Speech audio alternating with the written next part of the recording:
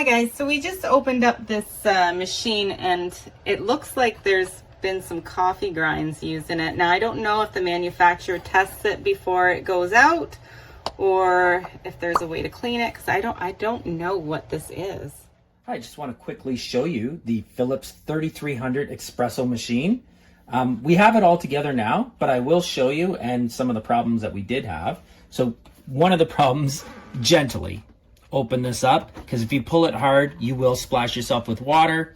Inside here, we have the Aquaclean, which it's a filter so that you're not forced to descale your machine as much. So we did install it. It's in the instructions on how to put it in. It takes about 5 minutes. So we'll put that back in. And then over here, this is another attachment that you have to install. And this is the milk frother. Very easy to clean. And here's your lid. And then when you pop it on, you just put it up top like that, and then it just hangs. Now the other thing, when we were setting it up, that do be aware of, is when you put this down, you got to make sure that this spout is getting directly into your cup, because when we first booted it up, we did have water come out of the spout unexpectedly. It was back further, and yeah, we had a little bit of a mess, but no biggie. Actually, I like this little tiny dot here. It gives me a little bit of a gauge to know where I should put my cup. And then up top here, we've got, it seals nice. And this is where you put your coffee beans in. So you can either put it in for the grinder, and it does have a ceramic grinder. And right here, you can adjust how fine or coarse you would like your beans. And then if you just want to go single scoop, well, they give you a scooper, and you can do it in here as well. Yeah, we're going to fire up the machine, and then you can see how it works. I just want to mention that this seal is very nice compared to other espresso machines because it seals it really tight and it keeps the beans fresh. So we're going to throw some espresso beans that we have in here. And we're gonna go through a test run to get it all primed up and ready to go. Now we're going to press espresso. I'm not gonna play with the settings right now. I'm just gonna leave it as is, and then you hit the start button or play button if you want to call it.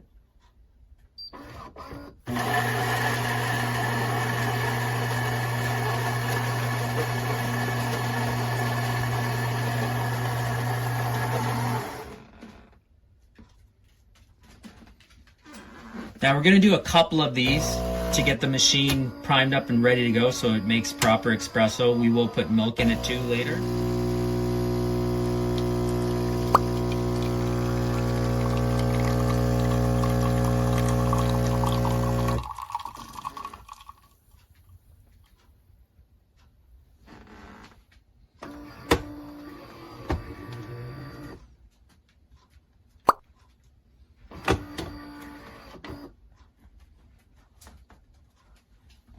There we go, we're all done. So we just want to show you on the upper row, each one, espresso, coffee, and iced coffee has a ×2 beside it. So if you were to actually hit the button twice, you could make 2 of each. So since there's 2 spouts here, you could actually have 2 cups on either side, and it'll make you double of each one of those top rows. So today I'm gonna have a cappuccino and play. Got my milk set to 100 mils, which is what they recommend for a cappuccino. So I think it's done. It did not use all of the cream that we saw as recommended, but yeah, this is what it looks like. All right, guys, another day, another latte macchiato. One thing that we discovered after using this for a few days is that there's no units of measurement on the side of this milk frother, and that is problematic if you're doing calorie counting. And I like to mix these two together, so I like to know, like, what is the minimal amount that you can put in this machine? Like, maybe it won't like it if I don't put enough in. So I always fill it up to here, because I did fill it up about halfway, and huge amount of steam went everywhere and it was pretty crazy. So it kind of scared me a little bit. So that is one thing that is a problem. I do love this feature here where you can push it up and down. Like that. And you can lift it up. So I'm gonna have another one because this is a household favorite. And it does remember your settings, which is really cool. And then I just have to hit play and we're good to go. So this is a mix of whole milk and this flavored creamer here, and it tastes amazing and it froths amazing as well. And that's it. And then you're gonna see this wrap around with a beautiful two-tone, well, 3 layers actually, which is, it just looks amazing and it's delicious too. All right guys, so we've had quite a few lattes and drinks, I would say around 6 to 8, give or take. And I'm just gonna show you what this drip tray looks like. See this little dot right here? This is your water indicator. The drip tray, it rises when it's time to empty your container. As you can see, there's quite a lot of liquid in there already. And here, you can see, this is all of the leftover used coffee beans that have been ground up. This comes out and your coffee grinds are in here for convenience, and now you can take it out to the garden and just throw it on there or put it in your compost. And it's very nicely compact. It doesn't look like it's sprayed all over within the unit, which is a huge bonus compared to another machine that we had, which was extremely messy, and it spilled every time you pulled the tray out, and coffee beans were all over inside the machine, and when you pulled it out, it ended up on your counter. So I'm just going to go and take a peek what the inside looks like. So bear with me. Hopefully we can see. I'm gonna stick my hand in, and it feels perfectly clean. Yeah, there's nothing in there like the other one. I'm really happy about that. So we have a warning light here. This means that the tray has been pulled out. So my husband's just gonna put this back in. I'm actually gonna empty it out, hun, but yeah. And now you can see that it has turned off and we're ready to roll again. In case you're wondering if it does regular size tumblers, like a Yeti cup or whatever, it doesn't. It won't fit in the machine, which is kind of unfortunate because sometimes you just want a coffee and you don't want to have to wait for it to do the whole steaming thing. So we are going to try a regular coffee. As we described earlier, we are a little bit disappointed that this is the pretty much the largest size cup that you're going to be able to put underneath, but you can get it very potent and strong with this machine compared to our other coffee maker. So I'm just going to go coffee one time, and then I'm going to hit the start button or play button.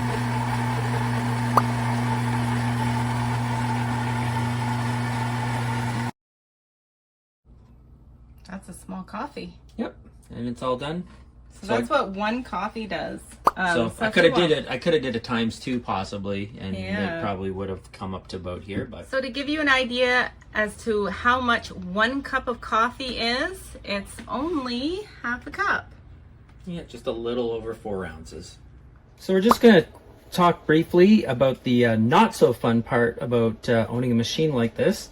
Right here you've got your service door, and this is what opens here. And this they call the brew group. And so it's a little tricky sometimes. You got to push, and then it just pulls out. So now they're saying that you just wash this under the tap, and then just let it drip dry. They don't want you to use any type of cloth to get fibers inside. Inside here, you can wipe with a damp cloth, but this, they do not want you, the brew group, they do not want you using anything other than drip dry. And then, so now part of the maintenance, every 2 months they suggest that you use the grease that they do provide you. And it actually costs you $13 to replace. And then there's 3 points that you put it on. I'm just going to show you the one because mine's still dirty. But right here is one of the spots where you would grease up. And you can go online to see how you do that. And I'm going to place this back in, and then I'm just going to tell you as well, not only for the brew group, but then up here, this is again something extra that you would buy, and they're coffee grease remover tablets, and you can pop them in there, and they suggest you do that monthly. And then the other thing, again, you do not get provided, is the Espresso machine descaler. So the machine itself will tell you when it's time for descaling. So that's something else that you have to buy. So you're looking at, all in, probably an extra $60 to $75 for maintenance of the machine, just to give you a heads up before you do get the machine. Overall, my husband and I really love this machine. Still super clean inside.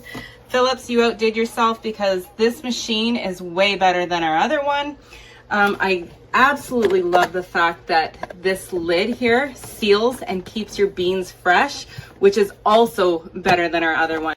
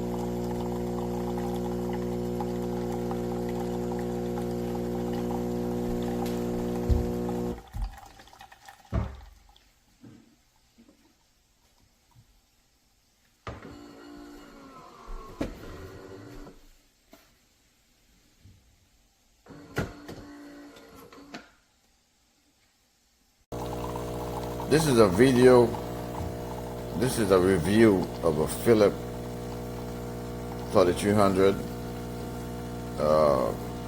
They call it a 6x6. What you can do, espresso, coffee, cappuccino, iced coffee, hot water, latte. And the coffee is pretty good. I love the machine. It's easy to use, and I would recommend it for anyone to purchase it. Holds about a gallon of water, and it's just great. I love it. Unfortunately, my wife doesn't drink coffee. It's just me alone, but you know, I've been having a need for some espresso all in the morning because I usually up late working, so, but I love it. Up here it's for the coffee beans, storage of the coffee beans, but overall, I would recommend this Philips 3200 to anyone that's looking for a brand new espresso, they call it a 6x6. You know, this replaced my old coffee machine because most of the time I have to run out and get an espresso from Starbucks. Now I can have it all done home.